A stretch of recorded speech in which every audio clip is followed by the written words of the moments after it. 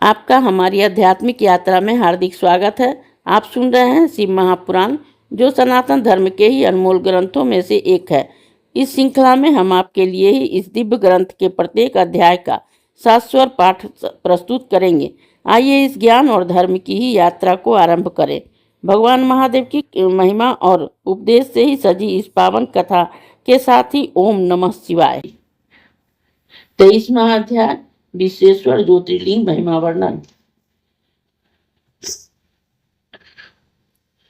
ऋषियों ने कहा कि हे सूजी, यदि यह वाराणसी नगरी इतनी ही पवित्र हो तो इसका प्रभाव तथा इसके अभिमुक्त ज्योतिर्लिंग का ही महात्मा हमें फिर सुनाइए। सूजी बोले कि हे वाराणसी के महात्मा तथा विश्वेश्वर जी की सुंदर महिमा को संक्षेप में कहता हूँ, ध्यान देकर सुनो। जब एक समय देवी पार्वती ने लोगों को कल्याणकार काशी तथा अभिमुक्त लिंग के महात्मा को शिव जी से पूछा तो शिव जी ने कहा कि हे प्रिय, वाराणसी नामक मेरा क्षेत्र सदा ही गोपनीय और सब क्षेत्र प्राणियों से मुक्ति देने वाला है। मेरे इस क्षेत्र में सिद्ध सर्वदा मेरे व्रत का ही आश्रय लिए हुए लोगों का उपकार करते रहते हैं। उनके अपने अपने अलग अलग चिन्ह होते हैं। कोई जितेंद्रिय होकर अपनी आत्मा को बस में किए महायोग का अभ्यास करते हैं, जो मुक्ति और मुक्ति फल को देने वाले परम पाशुपत्र योग से ही तत्पर रहते हैं। यही कारण है कि मुझे काशी में रहना अच्छा लगता है। यहाँ रहने वाले को ही किसी तीर्थ आदि की यात्रा करने की आवश्यकता नहीं है। यहाँ रहने वाले मेरे भक्त तथा विज्ञानी दोनों ही मुक्ति के ही भागी हैं। कोई तीर्थ यात्रा करे या न करे, दोनों ही समान है। वे जहाँ कहीं भी मरेंगे तत्काल मोक्ष पावेंगे, क्योंकि यह परमोत्तम अभिमुक्त नामक तीर्थ की यही विशेषता है। यहाँ सभी वर्णाश्रम बालक युवा वृद्ध कोई भी हो इस काशीपुरी में मरे तो अवश्य ही मुक्त हो पाता है।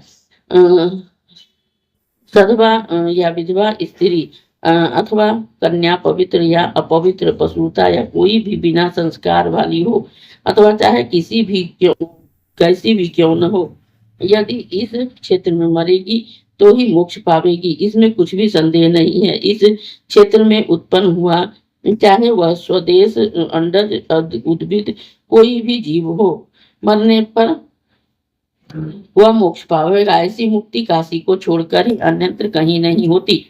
हे देवी, इस क्षेत्र में ज्ञान की कभी कमी और दान की अपेक्षा कुछ नहीं है। यहाँ न तो किसी संस्कार की आवश्यकता है और न ही ध्यान की, न नाम की, न किसी श्रेष्ठ जाति की। मेरे इस मोक्षदायक क्षेत्र में जो भी मरेगा वह निश्चय ही मोक्ष को प्राप्त होगा। हे प्रिय, इस कारण मेरे यह दिव्य नगरी अत्यंत ही गोपनीय है। हे पार्वती, इसके महात्मा को ब्रह्मा भी नहीं जानते, क्योंकि वह क्षेत्र सबसे बड़ा है मरने के बाद और तीर्थों के अधिक यम मोक्ष को देने वाली है। मनुष्य चाहे भोजन करता हो या सोता हो या अन्य क्रियाओं को करता हो, वह भी मुक्त शंकर के पास ही प्राणों को छोड़ते ही अवश्य मोक्ष का भागी होता है। हे प्रिय, मनुष्य जिन जिन फलों को प्राप्ति के लिए इस नगरी में तप करता है, उसे मैं निश्चय ही उस फल को देता हूँ।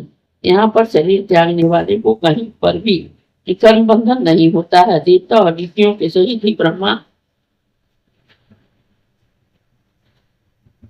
विष्णु सूर्य और समस्त महात्मा भी मेरे यहाँ पर प्रार्थना करते हैं। अधर्म की इच्छा वाला व्यक्ति भी यदि इस क्षेत्र में मरता है तो वह ही फिर संसार में प्रवेश नहीं करता। महात्मा पुरुष सैकड़ों जन्मों में मोक्ष को प्राप्त करते हैं, परंतु जो यहाँ पर प्राण त्यागते हैं तो वे शीघ्र ही परम मोक्ष को प्राप्त करते हैं। हे पार्वती, इस काशी नगरी में भक्तों की अगणित लिंगों की स्थापना की है। वे शिवलिंग संपूर्ण कामनाओं को देने वाले और मोक्ष को देने वाले हैं। इस क्षेत्र में चारों दिशाओं में 5 कोस तक ही फैला हुआ है। इसमें कहीं भी प्राणी मरे तो यह क्षेत्र उसे अमृत का दान देने वाला है। पापों से ही रहित जो मनुष्य यहाँ पर प्राण त्यागता है वह शीघ्र ही मोक्ष को प्राप्त करता है। जो पापी यहाँ पर ही प्राण त्यागता है वह काव्य व्यूह को ही प्राप्त कर तथा उससे होने वाली यातना को भोग कर शीघ्र ही मोक्ष प्राप्त करता है। ये सुंदरी, इस प्रकार यहाँ पाप करने वाले की जैसी गति होती है वह तुमसे कह दी। यह जानकर ही मनुष्य यहाँ पर अभिमुक्त क्षेत्र का ही सेवन करते हैं। सैकड़ों सहस्त्रों कल्पों में भी किया हुआ कर्म क्षय नहीं प्राप्त होता। उस शुभाशुभ कर्म को ही अवश्य ही भोगना पड़ता है, परंतु जो अशुभ कर्म को करता है उसे नरक भोगना पड़ता है और शुभ स्वर्ग की प्राप्ति के निर्मित होता है तथा शुभ और अशुभ प्रकार के कर्म से ही मनुष्य का जन्म होता है। हे पार्वती, दोनों के नाश होने पर ही निश्चय ही मुक्ति होती है। हे महेश्वरी, कर्मकांड में 3 प्रकार के बंधन में डालने वाले कर्म कहे गए हैं। यहाँ संचित क्रिया कर्म और प्रारब्ध, पूर्व जन्म में ही संचित किए हुए जो संचित कर्म कहते हैं, जो शुभ और अशुभ कर्म इस काम जन्म में किए जाते हैं उन्हें ही क्रियामान कहते हैं। जो शरीर के फलस्वरूप भोगे जाते हैं वे प्रारब्ध कहते हैं। प्रारब्ध कर्म का ही नाश केवल भोग से ही होता है और अन्य किसी प्रकार से नहीं होता हो सकता। संचित तथा क्रियामान इन दोनों कर्मों का ही विनाश पूजन आदि उपाय से होता है। यदि पूर्व जन्म में श्रद्धा पूर्वक काशी जी का दर्शन किया हो तो वह काशी जी में आकर ही मृत्यु को प्राप्त करता है और प्रगट काशी में ही मृत्यु को नहीं प्राप्त कर सकता। जो मनुष्य काशी में जाकर ही गंगा स्नान करता है संचित और क्रियामान का ही विनाश कर देता है। प्रारब्ध कर्म बिना भोगे नाश नहीं होता, परंतु काशी में मरे तो उसका भी सब कर्म भी क्षय हो जाता है। यदि किसी ने पहले काशी का सेवन किया हो तो उस बीज से ही उसे फिर काशी प्राप्त होती है। अतः जैसे भी हो कर्म बंधन काटने वाले काशी में का सेवन करना ही योग्य है। जो काशी में एक भी ब्राह्मण को भोजन कराता है काशी वास में ही पाकर मुक्ति को प्राप्त होता है तथा काशी में मरे हुए का भी तो फिर जन्म ही नहीं होता। और यदि कोई कामना और फल के उद्देश्य से प्रयाग में मुक्ति पाता है तो उसे काशी का फल नहीं प्राप्त होता।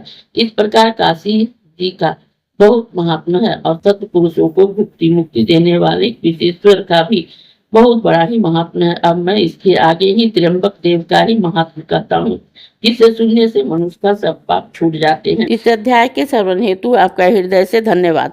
हम आशा करते हैं कि शिव महापुराण की यह दिव्य कथा आपको आध्यात्मिक शांति और गहन ज्ञान प्रदान कर रही होगी।